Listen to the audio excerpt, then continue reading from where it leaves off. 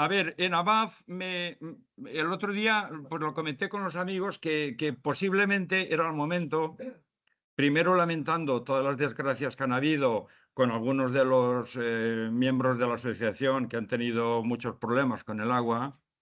Y lo segundo, aparte de lamentarlo, pues un poquito, pues la condición humana es intentar aprender de lo que ha pasado toda la vida, primero, que no es nada nuevo, y segundo, que hay que pues, ir tomando medidas, es lo que yo considero.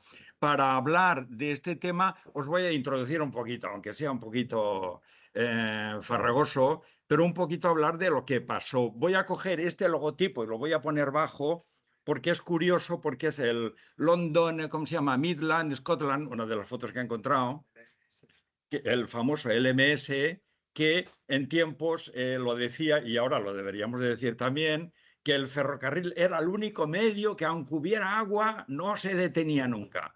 Eh, Eso, bueno, luego lo contaré porque en algunos de los manuales de las 1900, porque era tracción diésel eléctrica, y cuando yo estuve en FGV, en algunos de los manuales del material, lo sabe muy bien Paco Estellés, pues siempre se ha citado el maquinista no debe de circular cuando vea que sobrepasa la cabeza del carril por el problema, no sé si en las 1900 decía 10 centímetros por encima de la cabeza del carril, se suponía que era lo que ya tocaba la carcasa del motor eléctrico.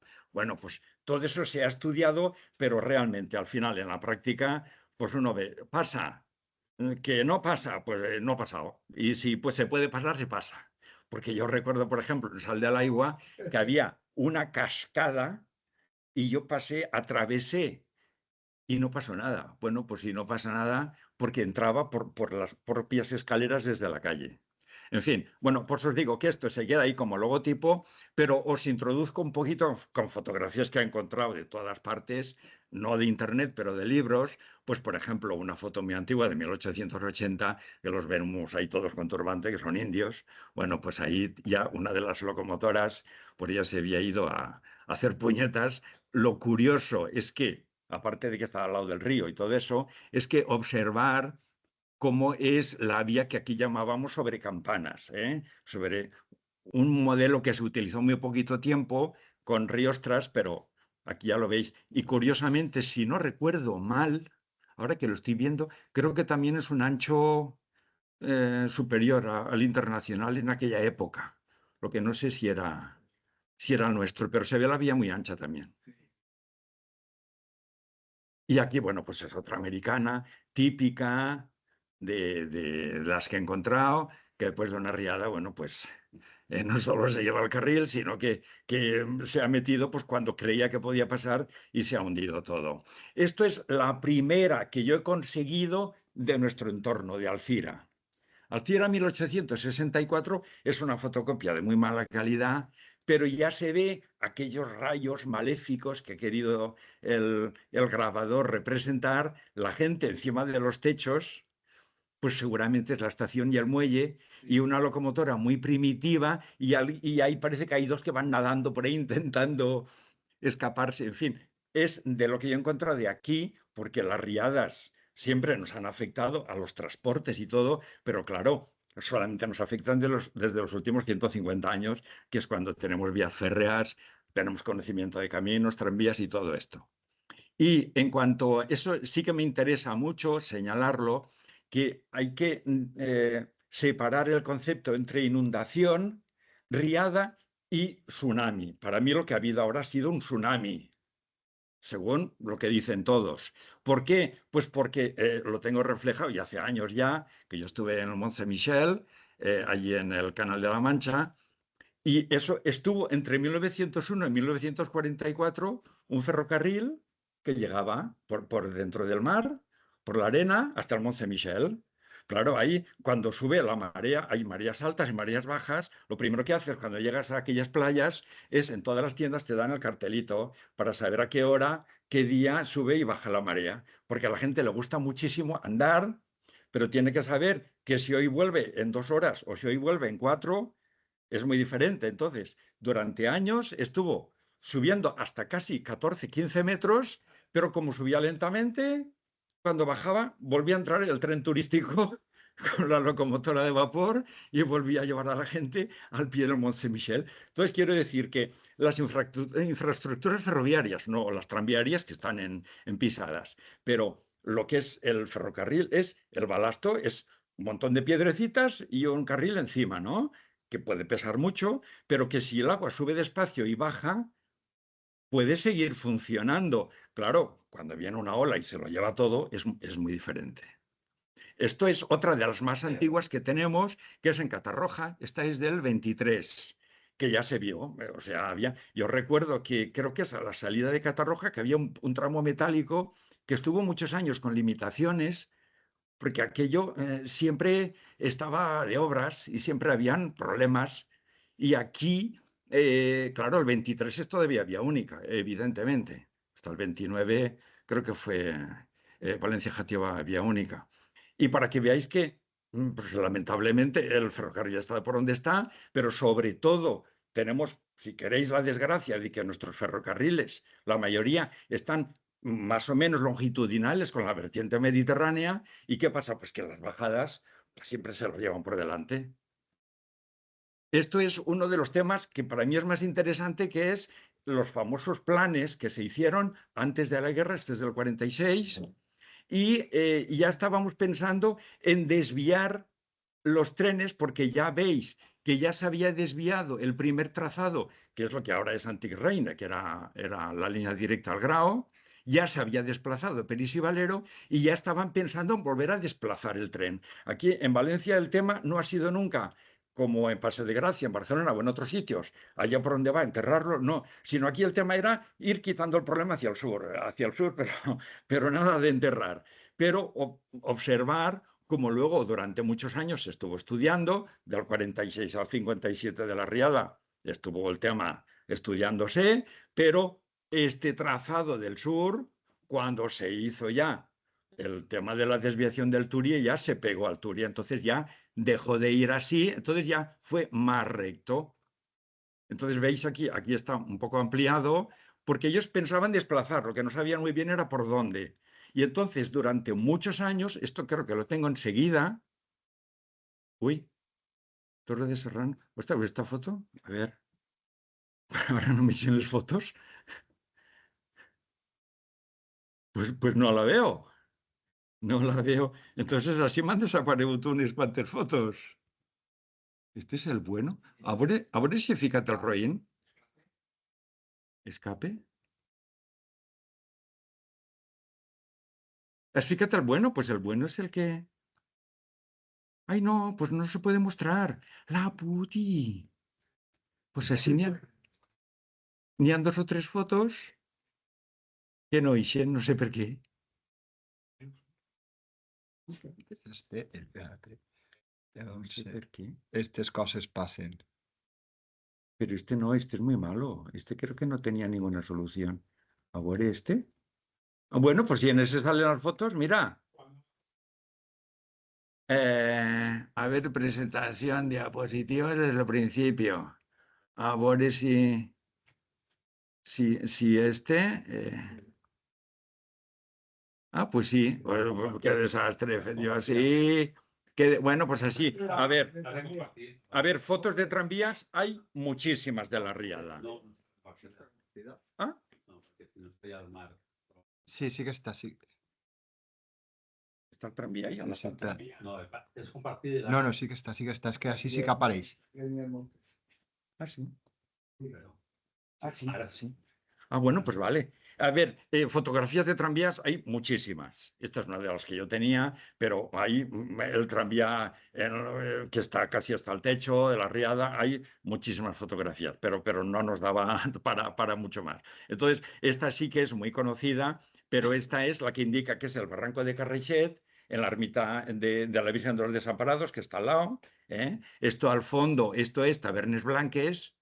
Y esto sí que se ve muy bien la ola, como sí que había rebasado la vía, que como os acordáis, el tranvía que era de las Torres de Serranos hasta Massamaguera y Puebla de Fernals iba arrimadito por la carretera, pero arrimadito a un lado y era vía ferroviaria. Claro, Es curioso que en Torrente, en Godella, sí, había varios sitios que la misma empresa tenía las dos opciones. ¿Por qué? Porque sobre todo el tren de Rafael Buñol se separaba un poquito y aquí, por ejemplo, el Taberner Blanques, pues les venía muy bien el tranvía, claro, no tenían otra cosa. Y entonces, bueno, pues aquí se ve muy claramente las cañas, cómo se lo llevó todo, y esto sí que, para mí, esto sí que es una ola. Esto sí que es un... Eso debe de ser. Este es el al lado de la 49. Nacional. Sí, sí, en el mismo puente del Carraixet. Sí, sí, sí. Pero allí- Antes de la Cruz Cubierta, viniendo de Tabernes Blanques Me hacia... refiero que eso es en la Nacional. En la antigua carretera de Barcelona. La antigua, claro, claro. Entonces, claro, indicaros de que la fuerza, sobre todo con vehículos ligeros como son los tranvías, esto es un remolque godellano de los de Balconcillos, claro, hay muchas fotografías, pero ahí se ve claramente que la fuerza pues va más con la vía métrica que con la otra, claro. Y esto es muy interesante, esto es la revista que he traído aquí, que es Miguel Fernández, que estuvo aquí unos años de presidente, que algunos os acordaréis, no sé, de los que están aquí, Sí, sí, sí. Miguel Fernández, bueno, claro, sí, que fue capitán, creo que acabó de comandante de zapadores. Un día pues nos trajo unas cuantas revistas que las estoy estudiando todavía, algunas están muy estropeadas, pero una revista que duró muy poquitos años y era específica de los militares. Y además los militares que tocaban ferrocarriles. El noticiario de ferrocarriles es pues una revista que se hizo en esa época y curiosamente hizo el mejor estudio que yo recuerde de la inundación. Tardó 3 o 4 meses en sacarla, pero es un estudio, en fin, es muy largo, pero te indica todos los puntos de todas las líneas donde hubo problemas y además lo dice muy claramente que los militares aquí trabajaron como no está escrito. Y dice aquí abajo, teóricamente a los 2 días de la catástrofe los trenes circulaban, dice, con apuros.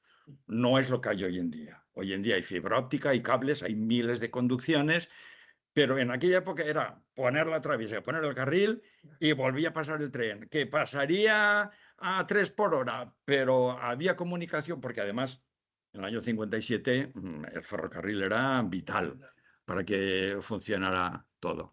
Y aquí, esto es el mismo noticiario, que es este, pues unas pocas de las fotografías, bueno, pero esto es lo mejor. Es que además coincidió con que estaba la Fuerza Americana en un buque en el puerto, no sé qué, y descargaron 2 helicópteros y bajaron que tenían también algún tipo de maquinaria y bueno, la colaboración con Estados Unidos, pues ya sabéis, en aquella época pues fue maravillosa porque además fue rápida. Y no hubo que consultar a nadie ni decir que, bueno, y si no me lo piden, o si no, allí no se pidió nada y enseguida. Sí que es verdad que hubo alguna historia porque Franco no vino enseguida, hay que ser justo, hay que ser...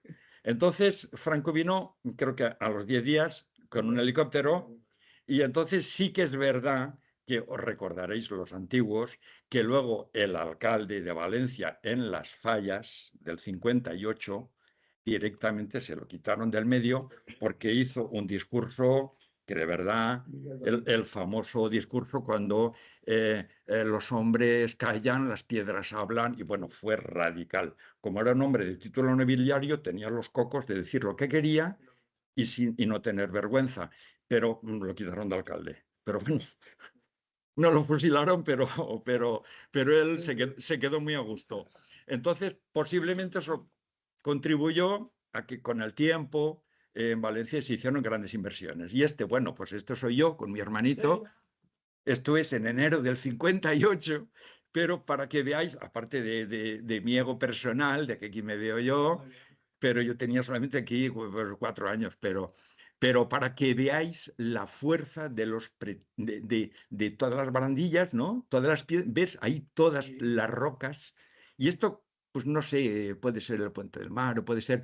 Alguno de los puentes antiguos resistió, pero lo que está claro es que yo durante años conocí así que te podías caer al río, o sea, sin barandillas.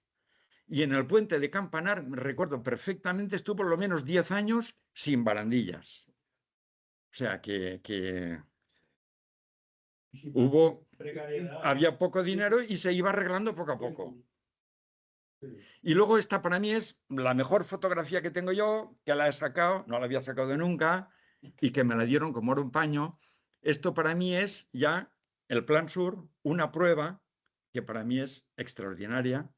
Me parece que es en el año 65 y creo que es la vía famosa que se hizo entre Alfafar Benetúser y Fuente San Luis, y esto es una prueba de carga. Al menos así me lo dijo Romero Fournier, que creo que ha fallecido hace poco, o no sé si está todavía.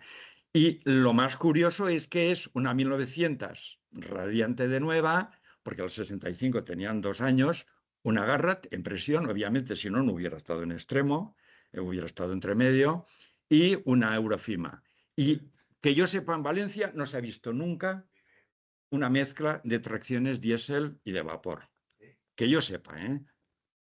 Luego, esto es la curiosidad de lo que pasamos durante muchos años, pues algunos que éramos más jóvenes que ahora, porque no es por el tranvía, sino por los 2 carteles que estuvieron mucho tiempo en la valla de la estación. Que los carteles era una publicidad subliminal o no tanto subliminal del gobierno, que seguramente no pagaba porque era la estación de Renfe, y durante mucho tiempo estuvieron ahí vendiéndonos, perdón, vendiéndonos con razón el Plan Sur, y siempre lo remarco muchísimo porque desde aquel proyecto del año 46 se dejó muy claro que el desvío del Plan Sur era para para matar 2 pájaros de un tiro. Era desviar las vías y quitar los pasos a nivel y quitar el peligro del río por el centro de la ciudad, porque Valencia se supone que en tiempos era una isla, ¿no? Y que estaba rodeada por los dos ramales del río. Yo siempre he conocido en la Plaza del Mercado a eso de las 7 a las 8 de la tarde todo el suelo mojado, porque se dice que es el antiguo ramal y vuelve a salir la humedad, y en la Plaza del Mercado, con el adoquinado, se veía perfectamente que estaba mojada toda la calle. O sea, era el segundo ramal que se supone que formaba el cauce del Turia. Y esto es la famosa, porque paso de pinceladas, ¿eh? Paso de pinceladas de la del 57 a la del 82. Esta la viví muy directamente y curiosamente unos meses antes habíamos estado hablando con esta señora, doña Joaquina Ros Ruiz. Esto es a la salida de Alberique, y fijaros el mismo paso, cómo se quedó después. Esta foto es la que tiene Esteban Gonzalo desde el otro lado, pero mirar esta fotografía. Esto es el mismo sitio. Esta foto la hizo también Esteban Gonzalo con ese mismo poste. Mirar el torno de la señora, cómo se quedó, y además es el punto exacto en el que empezó toda la pantanada. Esto es ya la del 82, ¿eh?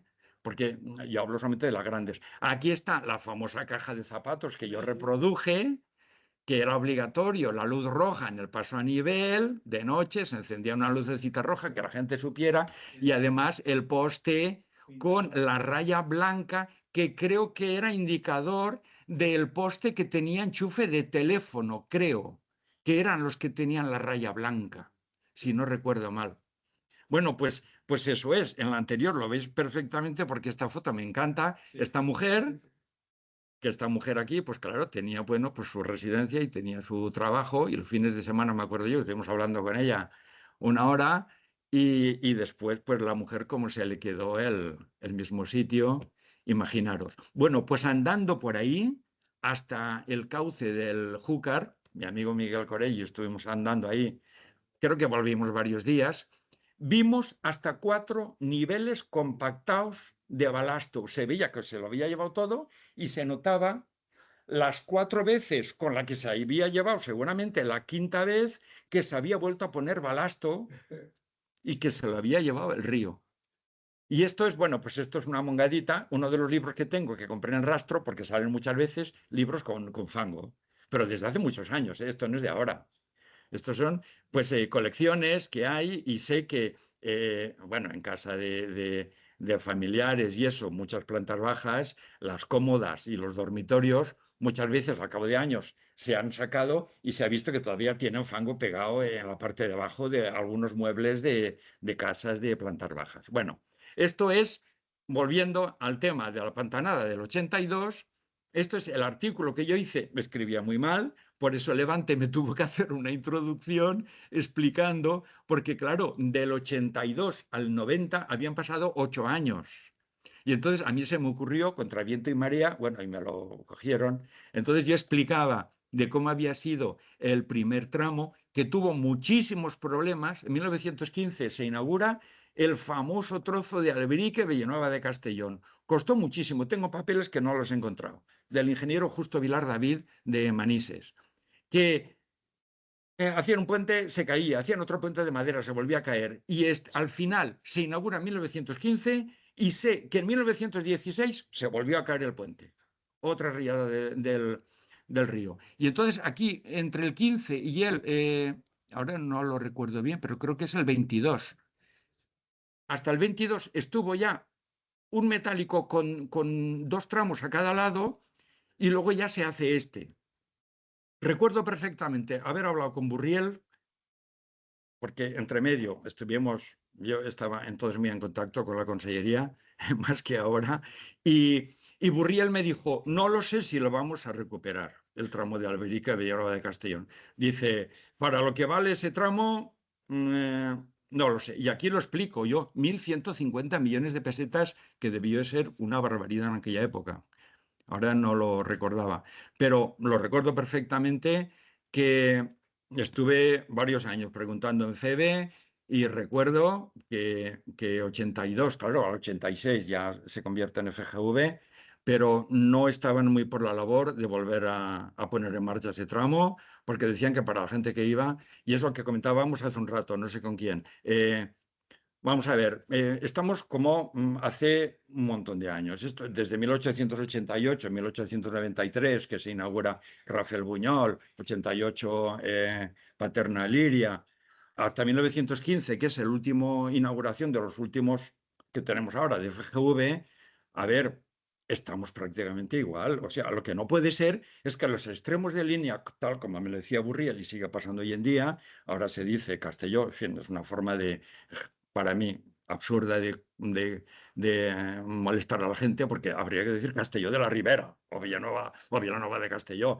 pero no Castelló para confundir. En fin, esto es otra historia que no quiero entrar en ella, pero si los extremos de líneas, como comentábamos hace un rato, Rafael Buñol no está unido con Sagunto o con Puzol, si Villanueva de Castellón no está unido con nada, son extremos que no dan.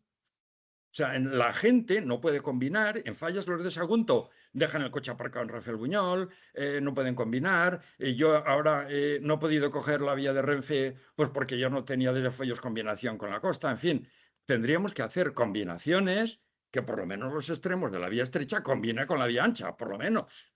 En fin, si no hay transportes, otro de los grandes problemas para mí que han habido añadidos a todo lo que ha pasado es, aparte de que nos haya avisado y todo esto, es que la gente de clases bajas, sobre todo en España, tiene que tener coche obligatoriamente. Por eso han habido esas barbaridades de chatarra de coches amontonados. O sea, tú aquí en España no puedes trabajar en un polígono si no tienes automóvil. O sea, no hay transportes de ningún tipo.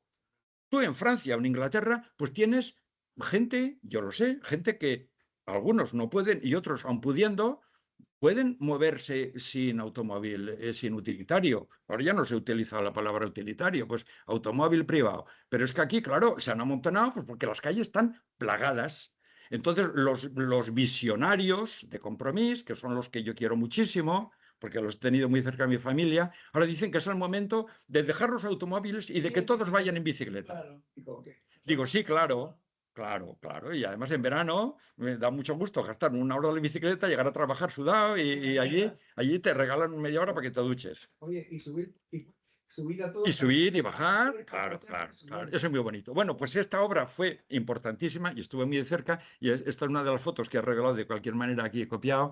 Se hizo a conciencia y creo que ahora ha resistido. Entonces, este fue el puente del Júcar, sí, que es el folletito que estuve allí, la inauguración, y este es el folleto, sí. O sea, ahí se aprendió y creo que si se hacen las cosas bien hechas, pues como el otro día creo que me comentabais en Carlet, Carlet había una birria de Puentecito, que se lo llevaba la riada cada vez, y ahora creo que ha resistido, porque es el magro, ¿no? O el verde, el magro, el de Carlet. Y ahora ha resistido porque está bien hecho. O sea que cuando se hacen las cosas bien hechas, aguantan.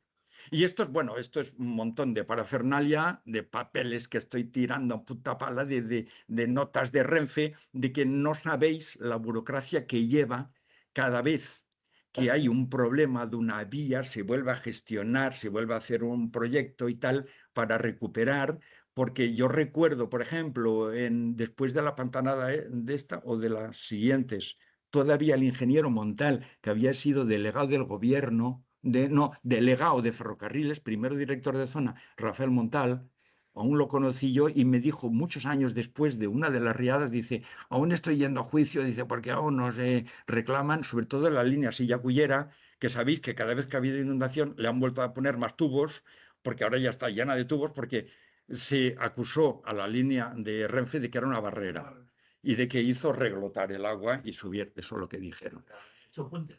Y esto ya es el colofón. El colofón es un poco entrar ya en el tema de ahora. El tema de ahora es que en tiempos se construían pues unos, pues como esta, la conocéis, esta fotografía es el 13 famoso, el que se recarrozó y la torreta que todos hemos conocido, el Puente Madera, este ya es seguro, mucho más que yo, y que estuvo solamente unos años en Puente de Madera.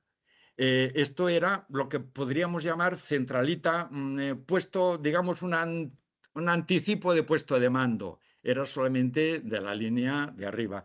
Tú luego estuviste un año y pico en la parte de abajo del edificio, ¿te acuerdas? Cuando se trasladó durante las obras del tranvía. Por eso he puesto más o menos 93, porque debió ser cuando empezaban las obras del tranvía y es cuando ya arrasaron todo esto y te pasaron a la parte baja del edificio de Puente de Madera. Yo recuerdo que estuviste allí. Y, en fin, y luego este es el otro puesto de mando que ya conocimos, el famoso de la escalera de caracol en la Estación de Jesús, en el primer piso, donde había estado el antiguo puesto de mando, entre comillas, que era solamente de la línea de Valencia a Villanueva de Castellón. Yo recuerdo haber visto allí una centralita de madera muy pequeñita con el teléfono. Bueno, pues ahí se hizo el primer puesto de mando en el año 88, cuando se inaugura lo que llamamos nosotros en FGO llamábamos el tubo del ministerio, ¿no? Pues cuando se unió Villanueva de Castellón con Liria y Bétera. Pero esto funcionó solo entre el 88 y el nuevo. Y el nuevo porque todavía seguía el otro del puente de madera en la parte baja del edificio solamente para Rafael Muñoz Ligrao. Entonces, esto fue un tiempo, un gasto bárbaro que se hizo, ya no está, se quitó a los 8, del 88 al 93, estuvo 5 años. Y luego esto es el actual puesto de mando, ¿cómo ha quedado? ¿Cómo ha quedado? No os pongo más fotografías porque es para llorar. O sea, a ver, yo no soy experto, pero hacer un puesto de mando en una planta baja, así como los otros dos estaban un poquito en alto, este estaba en planta baja y en la parte sur del cauce del Turia. El buen puesto de mando de Renfe está al menos en Fuente San Luis, está en la parte alta, no está tampoco muy lejos del cauce del Turia. Esto es todo el suelo flotante que tiene todas las canalizaciones que el agua lo reventó y subió. Eso es el suelo. El suelo por donde va. Esta es la famosa mesa, donde he conocido aquí tantas veces a Aracil y a Paco Esteller y al Sepi y a todos estos, en fin, el vigilante. Y estos son las mesas de los reguladores y eso las pantallas, que un poco es como la anterior. Lo que pasa es que todo esto ahora era mucho más sofisticado, más ordenadores, ahora las pantallas más pequeñitas y todo eso. Pues todo esto está en planta baja, que yo no soy experto, pero si era una zona inundable, me imagino que ahora no lo vuelvan a hacer ahí. Y si lo ponen en Valencia Sur, que lo hagan un poquito más alto, no lo sé, ¿eh? Pero que entonces eso digamos que son las baldosas. Las baldosas. Las baldosas del suelo. Es un suelo que tú notabas cuando hay un suelo flotante que llaman, una estructura, Una especie de baldosa. y todo el cableado. Y es lo que ha motivado, y muchas gracias. Y ya está todo.